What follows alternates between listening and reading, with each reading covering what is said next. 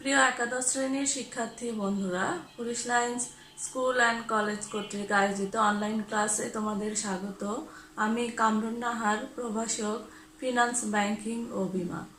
আজকে আমি তোমাদের সাথে আলোচনা করব ফিনান্স, ব্যাংকিং ও বিমার প্রথম পত্রের তৃতীয় অধ্যায়ের নাম হচ্ছে অর্থের সময় মূল্য, এবং এই অধ্যায়ের উপরে তোমাদের কিন্তু অঙ্ক করতে হবে, অর্থাৎ অঙ্ক আছে।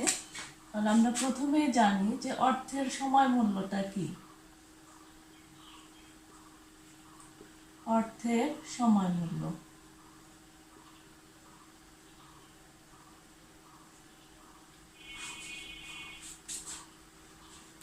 অর্থের সময় মূল্য ধারণা অনুযায়ী যে আজকের 100 টাকা আজ থেকে 1 বছর পরের 100 টাকা সমান নয়। অর্থাৎ সময়ের পরিবর্তনের সাথে ভবিষ্যতে প্রাপ্ত অর্থের মূল্যের যে পরিবর্তন হয় সেটাই হচ্ছে কি অর্থের সময় মূল্য। অর্থাৎ আজকের 100 টাকা এবং আজ থেকে 1 বছর পরের 100 টাকা সমান মূল্য বহন করে না। এটাই হচ্ছে অর্থের সময় মূল্যের ধারণা। যেমন ধরো যে তোমার কাছ থেকে তোমার বন্ধু 100 টাকা ধার নিয়েছে। তো এই ক্ষেত্রে যদি তোমার বন্ধু বলে যে এই টাকাটা আমি আজকে দিব না, এটা আমি আজ থেকে 1 বছর পর দিব, তো এই ক্ষেত্রে কিন্তু অর্থের সময় মূল্য ধারণা অনুযায়ী যে আজ থেকে 1 বছর পরে যদি 100 টাকা তোমাকে ফেরত দেয়, এটা সমান মূল্য বহন করে না। যেমন ধরো এই 100 টাকা তুমি যদি কোনো ব্যাংকে জমা রাখো এবং সুদের হার যদি 10% হয়, ব্যাংক যদি 10% হারে সুদ প্রদান করে, তাহলে এই 100 টাকা ব্যাংকে জমা রাখলে 1 বছর পরে তোমার টাকা কত হবে? 110 টাকা। অর্থাৎ আজকের 100 টাকা এবং হচ্ছে 1 বছর পরের 110 টাকা সমান মূল্য বহন করে। এটাই হচ্ছে অর্থের সময় মূল্যের ধারণা। তাহলে সংজ্ঞাটা একটু মনে রাখবা যে হচ্ছে সময়ের পরিবর্তনের সাথে সাথে ভবিষ্যতে প্রাপ্ত অর্থের মূল্যের যে পরিবর্তন, সেটাই হচ্ছে কি অর্থের সময় মূল্য। এবং এখানে আমাদের অর্থের সময় মূল্যের এই অধ্যায়ের অঙ্ক করার ক্ষেত্রে খেয়াল রাখতে হবে, এই অধ্যায়ের অঙ্ক খুব বেশি কঠিন না, কিন্তু তোমাদের যেটা বুঝতে হবে যে বর্তমান মূল্য, ভবিষ্যৎ মূল্য, এই বিষয়গুলো একটু ভালোভাবে বুঝতে হবে এবং অঙ্কের কথা বুঝতে হবে যে বর্তমান মূল্যের কথা বলতেছে না ভবিষ্যৎ মূল্যের কথা বলতেছে, এগুলা বুঝতে হবে। আমরা প্রথমে শিখি বর্তমান মূল্য। বর্তমান মূল্য সংক্ষেপে বলে পিভি, অর্থাৎ প্রেজেন্ট ভ্যালু। বর্তমান মূল্য বলতে বোঝায় যে ভবিষ্যতে প্রাপ্ত অর্থের আজকের মূল্য কত, সেটাই হচ্ছে বর্তমান মূল্য। অর্থাৎ আমাকে কেউ ধরো ভবিষ্যতে 1000 টাকা দিবে, সেই 1000 টাকা বা 100 টাকা দিবে, এই টাকার আজকের মূল্য কত, এটা সাধারণত আমরা বর্তমান মূল্যের সূত্র ব্যবহার করে আমরা বের করতে পারবো। তাহলে অর্থের বর্তমান মূল্যর সংজ্ঞাটা হচ্ছে তাহলে যে ভবিষ্যতে প্রাপ্ত অর্থের আজকের মূল্য কত, সেটাই হচ্ছে বর্তমান মূল্য। এবং এখানে আমাদের বেশ কিছু সূত্র শিখতে হবে বর্তমান মূল্য অর্থাৎ প্রেজেন্ট ভ্যালুর কিছু সূত্র শিখতে হবে। আমরা সূত্রগুলো আগে একটু দেখি। 1 নম্বরের সূত্র আছে যে যখন এককালীন হবে।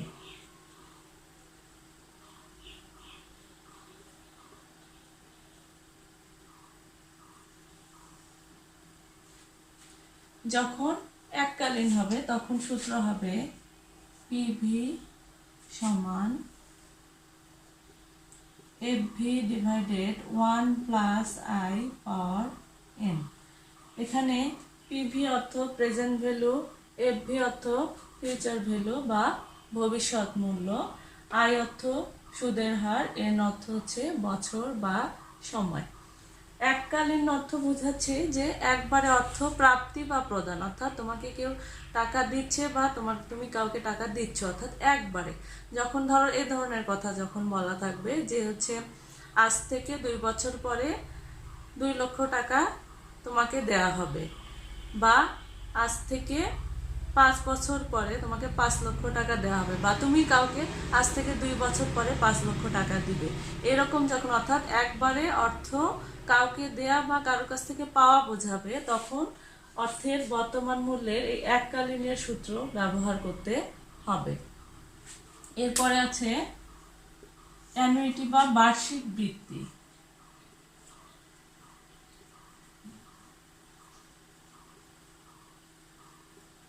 বার্ষিক বৃত্তি ইংরেজিতে বলে হচ্ছে অ্যানুইটি। বার্ষিক বৃত্তি কি আমরা একটু আগে জানি যে বার্ষিক বৃত্তি হচ্ছে যে একটি নির্দিষ্ট সময়ের জন্য সমপরিমাণ অর্থের প্রাপ্তি বা প্রদানকে মূলত অ্যানুইটি বা বার্ষিক বৃত্তি বলে। অর্থাৎ এখানে সময়টা নির্দিষ্ট থাকবে এবং হচ্ছে অর্থের পরিমাণটাও কি সমান থাকবে, সমপরিমাণ হবে। যেমন এই ধরনের কথা যখন বলা থাকবে যে হচ্ছে আগামী 5 বছর প্রত্যেক বছর তোমাকে 5,000 টাকা করে দেওয়া হবে, বা আগামী 5 বছর প্রত্যেক বছর তুমি কাউকে 5,000 টাকা করে দিবে। অর্থাৎ এখানে তার এই কথা দ্বারা বোঝাচ্ছে যে আগামী 5 বছর, অর্থাৎ প্রথম বছরেও 5,000, দ্বিতীয় বছরেও 5,000, তৃতীয় বছরেও 5,000, চতুর্থ বছরেও 5,000। অর্থাৎ এখানে অর্থের বার্ষিক বৃত্তি হওয়ার শর্তই হচ্ছে যেখানে সময়টাও নির্দিষ্ট থাকবে, অর্থাৎ নির্দিষ্ট সময়ের মধ্যে, এবং যে অর্থটা প্রাপ্তি বা প্রদান করা হবে এটা সমান থাকবে, তখন আমাদের বার্ষিক বৃত্তির সূত্র ব্যবহার করতে হবে। এবং হচ্ছে বার্ষিক বৃত্তি আছে 2 ধরনের, এটা আমরা বর্তমান মূল্যেও ব্যবহার করব, ভবিষ্যৎ মূল্য সূত্রেও ব্যবহার করতে হবে। বার্ষিক বৃত্তি 2 ধরনের আছে, একটা হচ্ছে সাধারণ বার্ষিক বৃদ্ধি বা অর্ডিনারি অ্যানুইটি, আরেকটা আছে অগ্রিম বার্ষিক বৃত্তি বা অ্যানুইটি ডিউ। এই ক্ষেত্রে আমাদের এই 2টা সূত্রই শিখতে হবে। প্রথমে আমরা দেখি যে সাধারণ বার্ষিক বৃত্তির সূত্রটা। সাধারণ বার্ষিক বৃত্তি,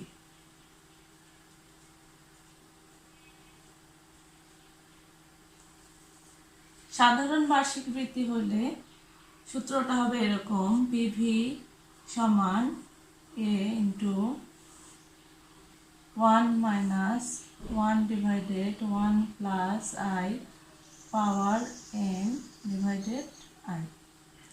অর্থাৎ যখন সাধারণ বার্ষিক বৃত্তি হবে তখন আমাদের এই সূত্র ব্যবহার করতে হবে। এখন আমরা আসি যে আমরা আসলে কিভাবে বুঝবো যে কখন সাধারণ বার্ষিক বৃত্তির সূত্র ব্যবহার করতে হবে, কখন অগ্রিম বার্ষিক বৃত্তির সূত্র ব্যবহার করতে হবে। সাধারণ বার্ষিক বৃত্তির সূত্র তখন ব্যবহার করতে হবে যখন বলা থাকবে যে একটি নির্দিষ্ট সময়ের জন্য নির্দিষ্ট সময় শেষে, অর্থাৎ যেমন বলা হইল যে প্রত্যেক বছরের শেষে 5,000 টাকা করে দেয়া হবে, বা কাউকে প্রত্যেক বছরের শেষে 5,000 টাকা করে দেয়া হবে, বা প্রত্যেক মাসের শেষে, অর্থাৎ যখন শেষ কথাটা লেখা থাকবে। বার্ষিক বৃত্তি থাকবে যে এখানে সময়টাও নির্দিষ্ট সময়ের জন্য এবং অর্থের পরিমাণটা সমপরিমাণে হবে, সমপরিমাণ অর্থ, কিন্তু পার্থক্য অর্থাৎ যখন শেষ কথাটা লেখা থাকবে যে তোমাকে প্রত্যেক বছরের শেষে বা প্রত্যেক মাসের শেষে, এরকম কথা যখন লেখা থাকবে তখন আমাদের সাধারণ বার্ষিক বৃত্তির এই সূত্র ব্যবহার করতে হবে। এরপরে আসি অগ্রিম বার্ষিক বৃত্তি। অগ্রিম বার্ষিক বৃত্তি,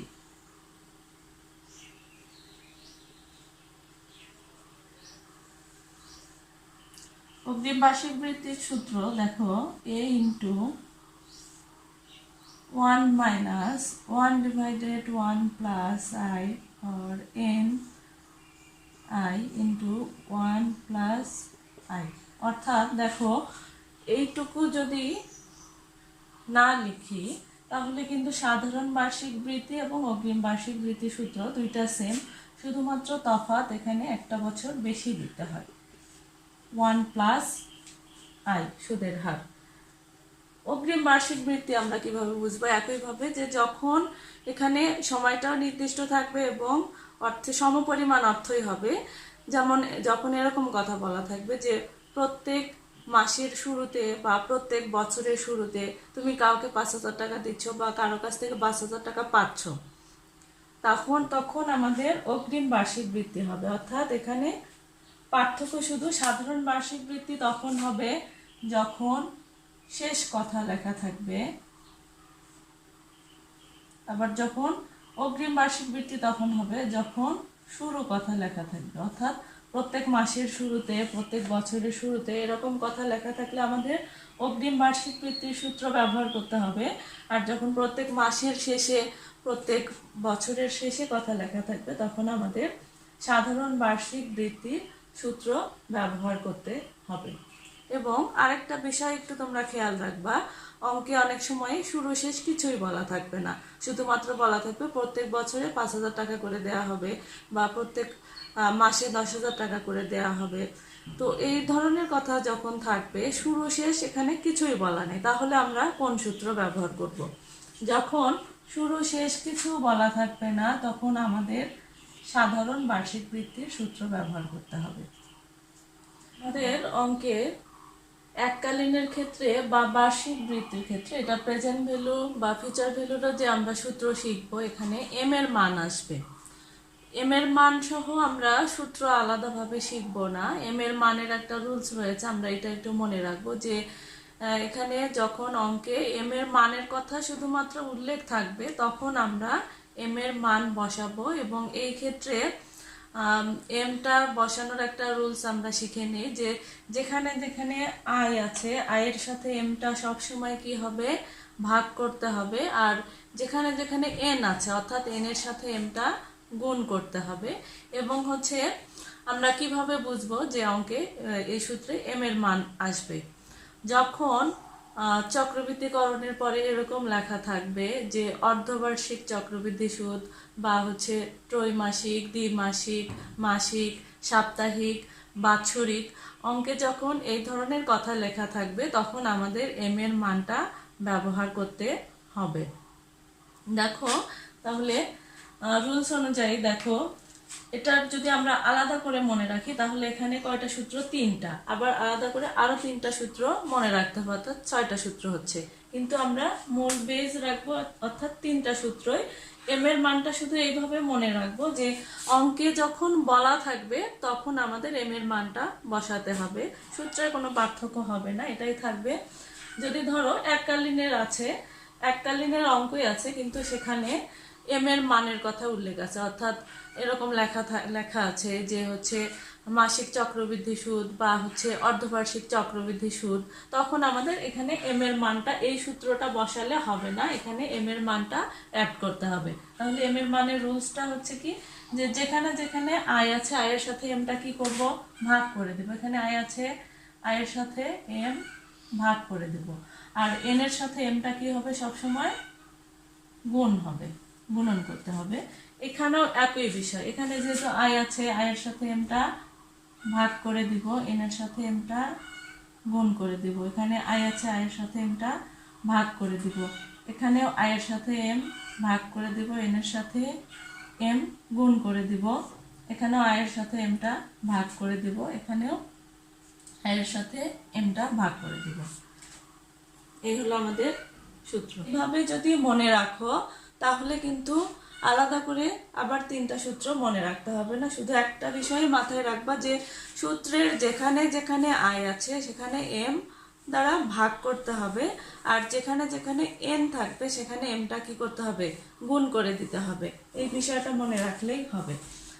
এখন আমরা এম এর মানটা বের করা শিখবো, কারণ কোনো এম এর মান ফিক্সড থাকে না, এটা বিভিন্ন সময় বিভিন্ন রকম হবে। অর্থাৎ অঙ্কে যদি ধরো দ্বিমাসিক লেখা থাকে তখন এম এর মান একরকম আসবে, যদি অর্ধবার্ষিক লেখা থাকে তখন এম এর মান আরেক রকম আসবে, মাসিক লেখা থাকলে এম এর মান একরকম আসবে।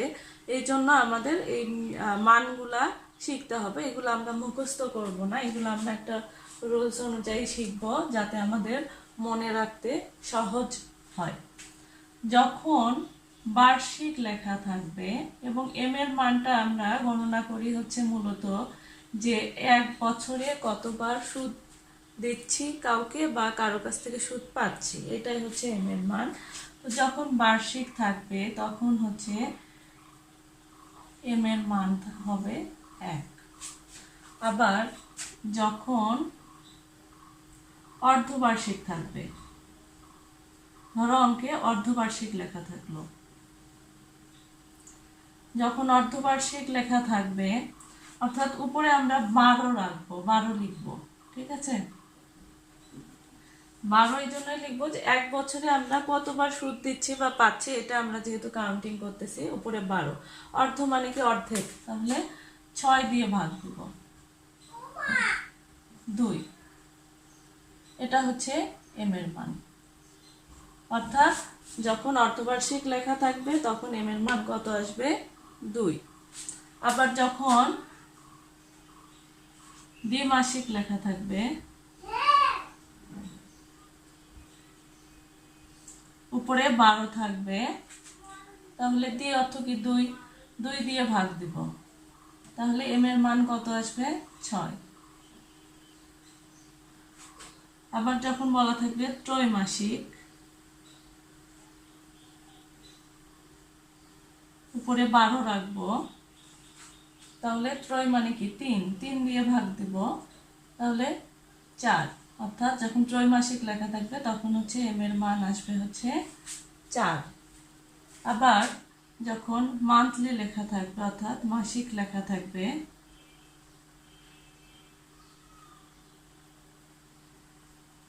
উপরে হচ্ছে 12 মাস, অর্থাৎ প্রত্যেক মাস যেহেতু বোঝাচ্ছে 1, তাহলে মান্থলি লেখা থাকলে এম এর মান আসবে 12। সাধারণত এই 4টাই মূলত আসে এম এর মান। এছাড়াও আমরা শিখে রাখবো যখন সাপ্তাহিক বলবে,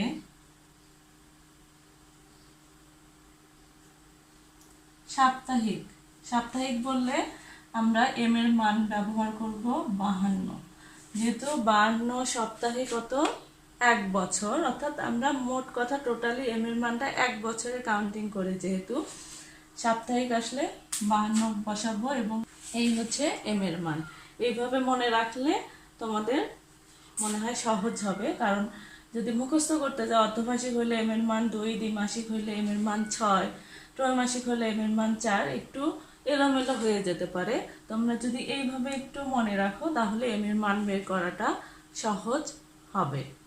এবং সূত্রের ক্ষেত্রেও এই বিষয়টা মনে রাখবা যে এম এর মানটা আলাদা করে মনে রাখার দরকার নেই। সূত্র আমার হচ্ছে 3টা, এই সূত্রের যেখানে অর্থাৎ অঙ্কে যখন এম এর মানের কথা বলা থাকবে, এরকম যে অর্ধবার্ষিক, দ্বিমাসিক, ত্রৈমাসিক, মাসিক, সাপ্তাহিক, বাৎসরিক যখন বলা থাকবে তখন আমরা শুধুমাত্র এই সূত্রগুলোর সাথে কি করব, এম এর মানটা অ্যাড করব। এবং অবশ্যই করতে হবে, যদি এম এর মান আমরা অ্যাড না করি তাহলে কিন্তু আমাদের অঙ্ক ভুল হবে। মিশ্র বা অসমান নগদ প্রবাহ যখন হবে তখন পিভির কোন সূত্র ব্যবহার করতে হবে, আমরা আগে সূত্রটা লিখি। পিভি সমান FV1 divided 1 plus I power 1 plus FV2 1 plus I power 2 plus আমরা একটু সংক্ষেপে এইভাবে লিখতে পারি FVN 1 plus I power n, অর্থাৎ এখানে বোঝাচ্ছে যে কয় বছরের অঙ্ক দেওয়া থাকে সেই কয় বছর আমাদের লিখতে হবে। যদি 5 বছরের থাকে এইভাবে আমাদের 5 বছর পর্যন্ত যেতে হবে, যদি 7 বছরের থাকে 7 বছর পর্যন্ত যেতে হবে। আমরা শিখলাম যে এককালীন হইলে কোন ধরনের সূত্র ব্যবহার করতে হবে, অ্যানুইটি বা বার্ষিক বৃত্তি হইলে প্রেজেন্ট ভ্যালুর ক্ষেত্রে কোন সূত্র ব্যবহার করতে হয়। এরপরে যদি অঙ্কে মিশ্র বা অসমান নগদ প্রবাহ থাকে তখন কিন্তু আমাদের এককালীন সূত্র বা বার্ষিক বৃত্তি সূত্র ব্যবহার করা যাবে না, তখন আমাদের মিশ্র বা অসমান নগদ প্রবাহের এই সূত্রটা ব্যবহার করতে হবে। মিশ্র বা অসমান নগদ প্রবাহ বলতে কি এখানে যে অর্থের আমরা বার্ষিক ভিত্তিতে কি শিখলাম যে সমপরিমাণ অর্থ, অর্থাৎ সময় নির্দিষ্ট সময়ে প্রত্যেক বছর হইলে বা প্রত্যেক মাসে হইলে সমান পরিমাণ অর্থ, কিন্তু এখানে যখন এই যে টাকা প্রাপ্তি বা প্রদানের ক্ষেত্রে যখন এই প্রদানগুলা বা প্রাপ্তি যখন সমান হবে না প্রত্যেক বছর, যেমন আগামী 5 বছর তোমাকে ধরো প্রথম বছরে 2000, দ্বিতীয় বছরে 3000, চতুর্থ বছরে 4000, পঞ্চম বছরে যে 7000 টাকা করে দেয়া হবে, তাহলে এখানে কিন্তু এই যে নগদ প্রবাহগুলা এগুলা কিন্তু সমান হচ্ছে না, এক এক বছরে এক এক রকম হচ্ছে। যখন এই রকম নগদ প্রবাহগুলো অসমান হবে বা কোনো একটা ফ্ল্যাট ক্রয় করতে চাচ্ছ, সেই ক্ষেত্রে দেখা যাচ্ছে যে এই ফ্ল্যাটের মূল্য পরিশোধ বাবদ আগামী 3 বছরে, প্রথম বছরে 30 লক্ষ টাকা, দ্বিতীয় বছরে 40 লক্ষ টাকা, তৃতীয় বছরে 50 লক্ষ টাকা পরিশোধ সাপেক্ষে ক্রয় করা যাবে। তাহলে এখানে কিন্তু এই নগদ প্রবাহগুলো কিন্তু সমান না, এক এক বছর যখন এক এক রকম হবে, এই জন্যই বলে এটা অসমান বা মিশ্র নগদ প্রবাহ। তখন আমাদের এই সূত্র ব্যবহার করে অঙ্ক করতে হবে। এবং আশা করি বুঝতে পেরেছো। আমরা অঙ্কে গিয়ে আরো ভালোভাবে বুঝতে পারবো। যে পর্যন্তই, আগামী ক্লাসে আমরা ফিউচার ভ্যালুর অর্থাৎ ভবিষ্যৎ মূল্য নির্ণয়ের যে সূত্রগুলো আছে সেগুলো শিখবো এবং তারপরে আমরা অঙ্ক সলভ করব। তোমরা ভালো থাকো, সুস্থ থাকো। আল্লাহ হাফেজ।